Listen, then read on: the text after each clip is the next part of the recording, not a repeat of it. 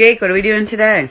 Today we are preserving our turkey tails. This is a turkey we harvested earlier this week, and we're going to show you guys the easiest and most simple way to preserve that turkey tail. First thing you need to do is get yourself a sharp knife, and we're going to clean up the base of this. So this obviously came off the butt of the turkey.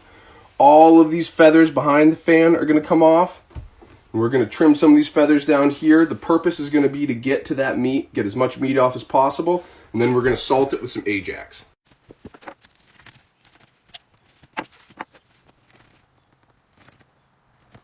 It's a delicate balance on this side. You want to save some of these feathers that go in front of the fan because they help to make it pretty. So if you keep on trimming too much meat, you're going to get into those follicles. So we want to get as much red meat off as possible without compromising the integrity of where those quills attach to the tail.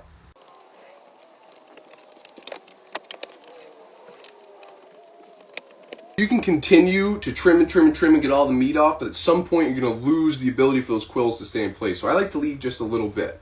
You'll see here that this is getting kind of loose, but it still has its integrity. So next thing we're going to do is use some Ajax or borax to salt it. So this is actually a powdered cleaning agent. It works a little bit better than salt because it's got that bleach in there. So this is really just used to dry out and pull all the moisture, but also bleach and kind of clean this. So we're going to start with a big pile on the board. That's where the base of the turkey tail is going to go. You really want to make sure that you cover everything as much as you can. And we're going to put some more on top, and then we're going to spread it out and tack it how we want it to be dried. Once you've got as much of that covered as possible, we're going to fan this out to where we want it to dry, because remember, where this dries is where it's going to be locked in for life.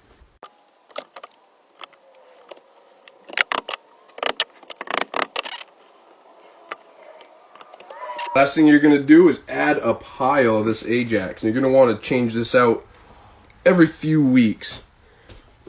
Once this sits for, it's going to be 3 or 4 months, it's going to look like this. This is my turkey from last year. We actually let this one sit for a year. So that's what it looks like when it's dried. We'll add some Bondo to this, and it'll be locked in forever.